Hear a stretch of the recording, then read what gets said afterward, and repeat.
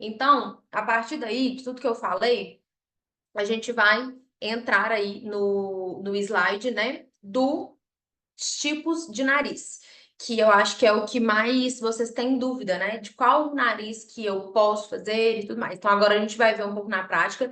É difícil eu trazer ali as fotos dos próprios pacientes, tá, gente? Assim, cada nariz específico. Até pensei em trazer as fotos de alguns pacientes que me mandam a foto e eu vejo que não tem indicação, mas querendo ou não, são pessoas que não se tornaram meus pacientes e eu não posso trazer ali as fotos, né, como uma divulgação. Então, a gente vai explicando ali com os tipos de nariz os nomes, tá? Então, aqui deixa eu baixar para não atrapalhar vocês. Olha só.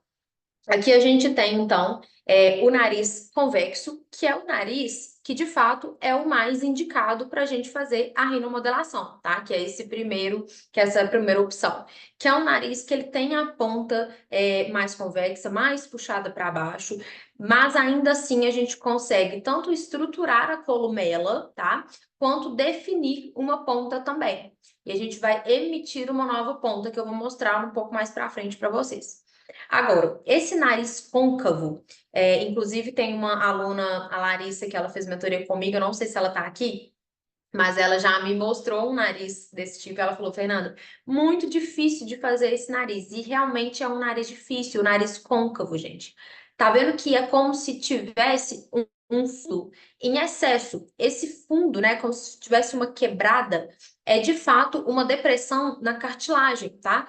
Não só na cartilagem, mas às vezes até óssea. E a gente tem que pensar que em nariz a gente trabalha com suporte ósseo também, né? A gente consegue fazer aquela estruturação colocando ali os preenchedores na base do osso e levantando todo o tecido a partir daí.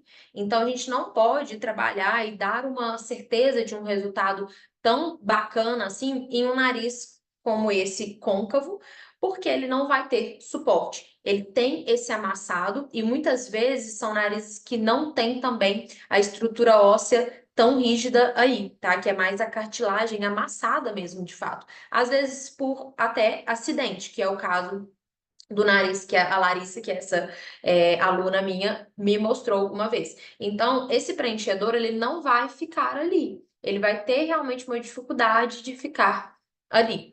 Então, é um nariz que a gente não pode também prometer muita coisa. E o que que acontece se eu, nesse nariz que já tem essa parte amassadinha, esse côncavo aqui, se eu estruturar mais a columela? Vocês concordam que eu vou deixar ainda mais evidente esse fundo? Porque eu levantando a columela, eu acabo deixando essa região mais funda também, tá? Agora, o nariz coxinha. É o nariz, inclusive, o próximo slide, vocês estão vendo que tem uns prints aí. Esse tipo de nariz coxinha é o que eu mais recebo no consultório, paciente querendo fazer rinomodelação em nariz coxinha, nariz que tem aquela bolinha aqui na ponta. Às vezes até um nariz pequeno, é um nariz que não tem a ponta caída, mas tem essa pontinha bem redonda, tá? Esse tipo de nariz, gente, quando a pessoa tem só essa queixa, fala, não gosto do meu nariz, ele é retinho, ele é pequeno, mas ele é coxinha. Não faça a rinomodelação, porque você não vai conseguir resolver a queixa dele, né? Lembrando, voltando lá no primeiro slide, quem não tinha entrado ainda, lembrando que remodelação é preenchimento. Então, a gente não pode adicionar mais volume ali, onde já tem largura, tá? E aí, por que que em um nariz côncavo eu posso vir e fazer um pontinho de luz e posso preencher? Porque ele não é um nariz largo. E aí não tem o perigo de eu colocar produto ali e evidenciar mais ainda aquela ponta, tá?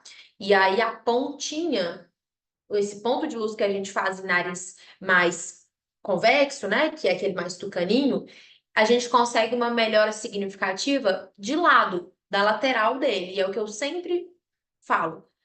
A indicação, ela sempre é lateral. Se a pessoa tem uma queixa de frente, dificilmente você vai conseguir melhorar tanto assim quanto ela espera, tá? Então, nariz coxinha, a gente também não realiza rinomodelação. O nariz negroide, a gente também não pode prometer ali uma entrega de um resultado significativo no nariz negroide, porque ele tem a asa mais aberta, né? Então, a aba larga, a asinha do nariz mais aberta. Ele tem a ponta achatada, e essa ponta achatada, não adianta a gente querer fazer sustentação de columela, porque a columela, vocês já repararam que a columela do nariz negroide já é mais curtinha. A ponta, ela é mais amassada, ela é mais perto aqui da estrutura óssea do septo nasal. Então, a gente não tem espaço para colocar também, para levantar aquela ponta, porque ela não está caída, ela tá mais amassada, ela está achatada. Então, a gente não consegue melhorar o nariz negroide, a não ser que ele tenha um ossinho mais evidente. Mas vocês vão começar a reparar, se já não reparam isso, que existem padrões de nariz que não mudam. Por exemplo, o nariz negroide, dificilmente você vai ver um nariz negroide com giba, né? Dificilmente você vai ver um nariz asiático com aba mais larga. Então, são padrões que geralmente a gente segue aí 100%, tá? E aí, falando no nariz asiático, o nariz asiático, gente, é difícil até a gente receber essas propostas, né, de pacientes querendo fazer a remodelação. A gente não tem muito aqui no consultório. Eu nunca recebi um nariz asiático para fazer, porque de fato já é um nariz muito curtinho, muito pequenininho. Mas é impressionante como algumas pessoas às vezes não têm indicação e querem fazer de todo jeito. Então, e se algum dia alguém receber aí um nariz negroide no consultório, ou negroide não, asiático, não tem indicação, gente. A columela é muito curtinha, a angulação do nariz já é muito aberta. O que é essa angulação aberta? Essa região aqui, ó, do ângulo nasolabial já é muito abertinha e é um nariz muito curto. Então não tem onde colocar preenchimento ali, tá?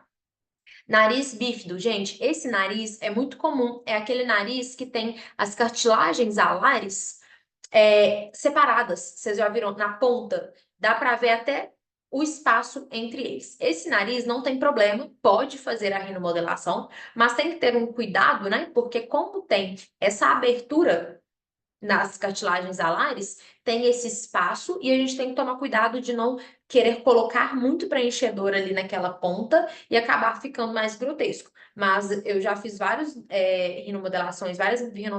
rinomodelações nesses narizes que tem essa cartilagem mais aberta e fica legal. É só realmente dosar ali a quantidade de ponta, tá? Para não ficar tão exagerado e não se tornar até um procedimento inseguro, tá?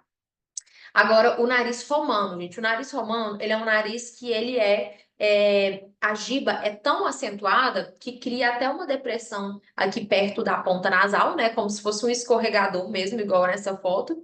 E o indicado mesmo seria a raspagem do dorso nasal, não acrescentar, porque senão fica um nariz muito grande se você for querer preencher toda aquela base nasal ali para chegar no alinhamento com o dorso, não faz sentido nenhum, tá?